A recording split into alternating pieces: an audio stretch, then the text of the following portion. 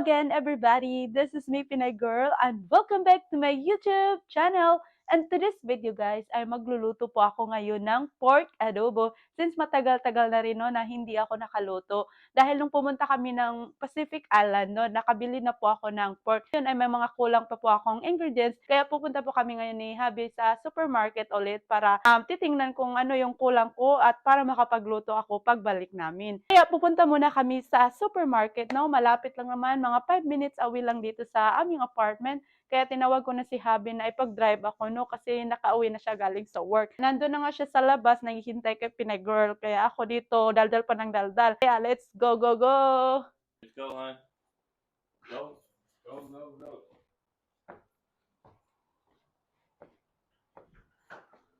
Yeah, yeah. My wife runs hers everywhere too. Paalis na nga kami ni Habi ng apartment at pupunta na kami sa Fred Meyer's Supermarket na malapit dito sa amin. Buti na lang itong husband ko ay pumayag talaga na ipag-drive ako doon dahil kulang talaga ako ng ingredients. Importante po talaga sa akin na makabili ako ng paminta dahon. Yun po ang pinaka-importante sa adobo. Nung pumunta kasi kami ng Island Pacific, naghanap talaga ako doon pero naubusan daw sila. Kaya ngayon ay magluto ako ng adobo, hinahanap ko na. Kaya pupunta na lang kami sa malapit na supermarket dito sa amin, no? Yung husband ko ay galing pa yan sa trabaho, pero nagpahinga naman siya ng 30 minutes at nakatulog siya. Paggising niya, sinabihan ko kagad, punta tayo ng supermarket dahil pagluto kita ng pork adobo. Yung mukha ng husband ko ay napakaseryoso talaga tingnan. Ganyan talaga yan ang mukha niya, lalo na pag bagong gising, no? Kaya ngayon ay papunta na kami at on the way na kami sa supermarket. Mabilis lamang to para makauwi na tayo dahil hapon na nga dito, baka magabihan tayo sa pagluluto, no? Dito na nga tayo sa Fred Meyer's na malapit sa amin, no? Mabilis lang talagang accessible dito sa aming nirerentahan. Yan po talagang nakaganda dahil kung gusto namin pupunta ay madali lang. Sabi ko kay Habi na madali lang tayo dito dahil 2 ingredients lang ang kulang na hahanapin ko. Kaya pagkatapos nito ay balik agad kami sa aming apartment para makapag-umpisa na ako pagluto dahil medyo hapon na talaga dito, guys. Buti nga yung husband ko ay hindi mareklamo. Very supportive lang talaga siya sa aking mga ginagawa. Kapag sabihin ko sa kanya na kailangan ko nito, sabi niya, tara punta na tayo. Kaya ito, nagmamadali kami para din siyang naano sa akin na kailangan ko nito. Very important. So yan talaga yung husband ko. Napaka-supportive. Naghahanap kasi ako ng black pepper, no? Dahil kailangan talaga natin yan sa adobo. At saka yung dahon, yung tinatawag natin na paminta dahon. Dahil sa probinsya, yan po talagang tawag namin. Sa English at ito pepper leaf. So alam ko na alam niyo na yan para sa adobo. Kaya ito, dumiretso na ako dito sa self-checkout para mabilis tayong makauwi. Ang bilis lang dito mag self-checkout lalo na kapag nagmamadali ka dahil konti lang ang binili mo, so diretso ka na dito. Huwag ka na dun sa counter dahil nga mga marami na grocery ang kailangan mo kapag nandun ka. Dito ay kung konti lang, pwede naman mga 15 item less lang ang pwede dito. Kaya ito, nagbayad na ako ng cash. O ganun lamang dito kapag bibili ka at nagmamadali ka sa supermarket. Yan, ganun kabilis. Advantage talaga kapag nakatira ka na malapit sa mga supermarket, no? Dahil nga ang bilis mo lang makapunta dito. Kagaya nga ng sinabi ko, no, na malapit talaga kami sa mga supermarket, mga 5 minutes away ay ang dali lang talaga namin makapunta agad. Kaya itong si Happy, gustong gusto talaga na malapit kami. Katulad nito, yung nagmamadali ako, punta tayo doon, madali lang. So ito na nga, nakauwi na si Pinay Girl, mag-start na tayo! We're back. So ngayon, kakagaling lang namin ni Habi sa supermarket, no? Sandali lang kami doon dahil may binili lang ako na kulang sa aking ingredients. Ngayon ay bago ako magsimula magluto, no? Ay si Habi ang naghuhugas ng pinggan kasi kapag ako ang magluluto, si Habi ang maglilinis. Kung si Habi ang magluluto, ako naman ang maglilinis ng mga plato or dito sa kusina. Kaya nagtutulungan talaga kaming dalawa. Lalo na ngayon na ipagluto ko siya at sobrang excited siya na makatikim ng pork adobo. Yeah. Okay, clean up, honey. Kanina guys, nag-iisip talaga ako kung ano ang ipagluto ko sa aking husband at dinner namin tonight. At tamang-tama, nanood ako ng video, may pumap-up na pork adobo, no? Naku, ang sarap. Why not na magluto ako ngayon? Dahil mahilig po talaga ako sa pagluluto. Minsan talaga pag may time ako, ang iisipin ko ay magluto ako ngayon. Gusto kong kainin ito. Yun po talaga ang habit ko kasi ang pagluluto. Kita ko yung binili kong pork adobo na galing sa Island Pacific, no, nung pumunta kami ni Habi. Sabi ko, iluluto ko to tonight. So, ang husband ko talaga ay mahilig sa beef, no? Kaya hindi siya masyadong nagdidiman sa akin ng pork, ganun. Ako lang talaga ang mahilig. So, sabi ko sa kanya na magluto ako para sa iyo. Sana magustuhan mo. Sabi na, okay lang kasi more on beef talaga sila dito. Hindi ko sa kanya, alala mo, pinagluto kita noon. Sabi niya, nakalimutan niya na daw. So, ayun, titikman mo ulit. Kasi more on beef talaga yan. Mahilig sa beef. Kung gugustuhin niya, kakain siya ng beef araw-araw, ay pwede talaga. Ako minsan ay namimiss ko talaga yung pork. So, ngayon ay tapos na yung husband ko sa paglilinis, no? Sabi niya, hindi pwede na ako lahat. So, kapag magluluto ako, no? Ay yung husband ko ang nag-o-organize dito sa kusina. Kasi nga itong kitchen namin ay parang kasya lang ng 2 tao. Kung magluluto talaga ako, ayaw ko magpa-disturbo. Kaya kung maglilinis yung husband ko, patapusin ko muna siya at ako nang susunod. Kapag ako na ang susunod, gusto ko akin ang buong space kasi walang disturbo, no? Prepare ko na dito ang lulutuin ko. Hopefully na magustuhan ng husband ko. Ito nga guys, ang ating lulutuin, no? Pork adobo. Nabili ko to sa Island Pacific at sa halaga na $12.36. Lahat ito ay lulutuin ko. Bibigyan ko yung kapitbahay namin na binigyan ko noon ng pansit at saka chicken adobo. Sabi nga talaga niya, ang sarap daw ng pagkaing Pinoy. Kaya lagi pa siyang nakaabang kapag magluluto ako. Ito medyo marami-rami din, no? So, bibigyan ko siya ulit ng pork adobo. Sabi nga nila, sharing is caring. So, yun po talaga, mas maganda na magbigay, no? Kasi more blessing.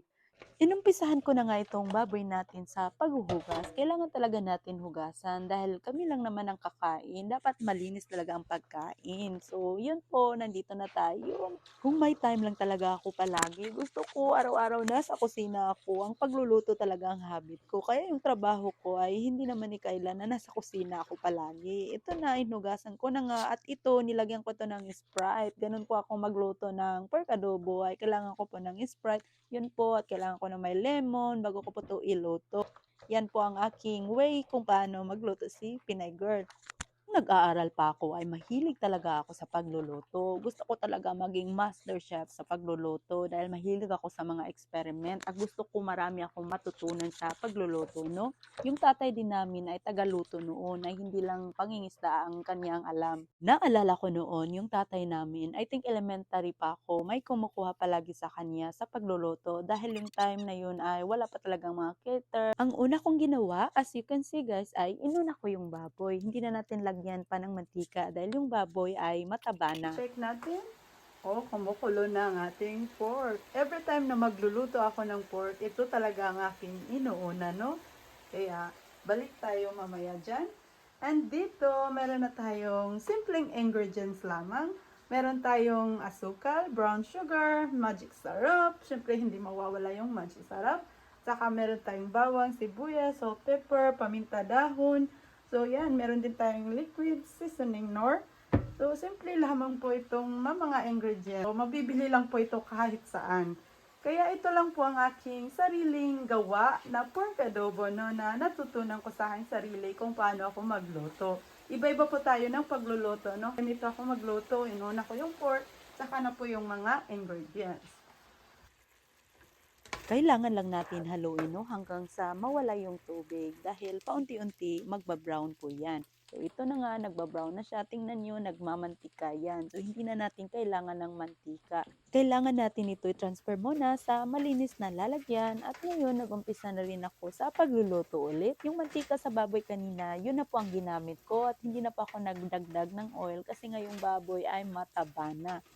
Kapag nakita mong brown na yung bawang at saka sibuyas, ibalik mo ulit yung pork. 'Di ba? Parang pinapahirapan ko lang ang aking sarili. Iba-iba po kasi tayo ng pagluluto. Hindi ko alam kung ganito rin kayo, no? The way ako magluto ng pork adobo ay una kong niluto talaga is yung baboy at bago yung mga ingredients na i-mix natin. Ito na nga, minimix ko na yung mga ingredients na na-prepare ko kanina. So ito hanggang sa mag-brown talaga yan. Nilagay ko na lahat ng mga ingredients na makapagpasarap sa ating adobo, no? Kailangan talaga natin ng ingredients dahil walang pork adobo kung walang ingredients.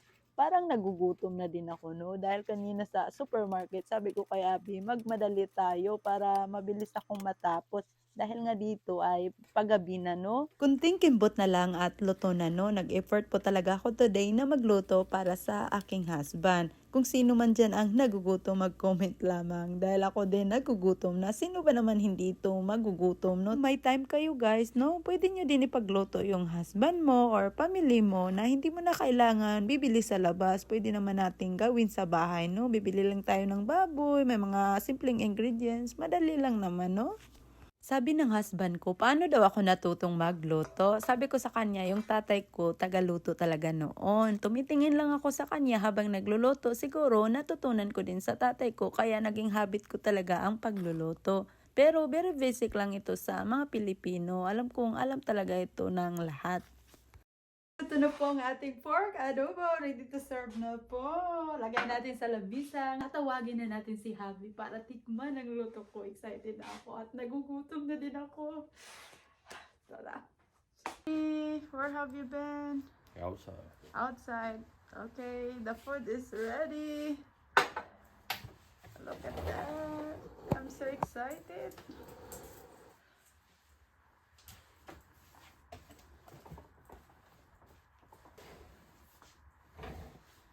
What about you? Yeah, you first. I want to see your reaction.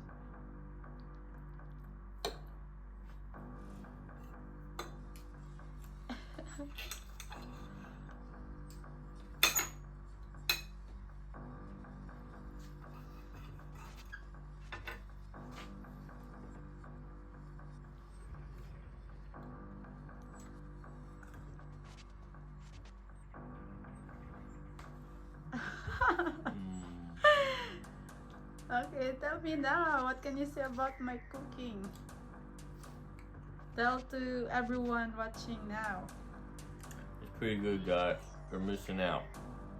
This is the best right here. Is it delicious? This is the best in Tacoma, Washington, Oh. USA, right here. Homemade cooking. You don't get any better than this. Wow. See, guys, the gold color. Come Do on. you think I'm a good cook?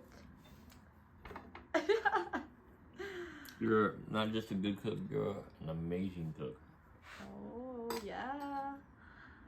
Ready na din po ang aking kanin. Kumakain na kami dito ni Habi, no? Dahil hindi na ako makapaghintay para akong may kalaban, no? Nagmamadaling kumain. Dahil kanina pa lang ay gutom na talaga ako. Pero in fairness, nasarapan naman daw si Habi sa aking loto. Dahil kung hindi na talaga kita ipagloto. Kung sabihin mo ito, hindi masarap. Pasensya na guys, kumakain na kami ni Habi, no? Parang ayaw na magpa-disturbo ni Pinay Girl. Ako ang nagluto, ako din ang kakain nito lahat. Diyos ko. Si Habi na lang nagbibideo sa akin habang kumakain. Sabi niya, parang nagmamadali kang kumain na wala ka namang kalaban. Sabi ko, gutom na talaga ako. Now you heard what I said about your cooking. It was fantastic. Sabi ni Habi, hinahina lang sa pagkain. Wala ka namang kalaban. Tayo lang dalawa dito. Thank you guys for watching my wife and how she cooks and compared her to her way. Everybody has their way of making adobo. This is my wife's way, and I think it's the best way. Oh my God, I appreciate it. So tasty, guys. Wow. Yun nga no, natikman na ni Habi ang aking niluto na pork adobo. Ngayon ay kumakain na po kami. So yun lamang po, and hanggang dito na lang muna tayo dahil kakain muna kami ni Habi guys. And thank you for watching me, and this is me, Pinay Girl.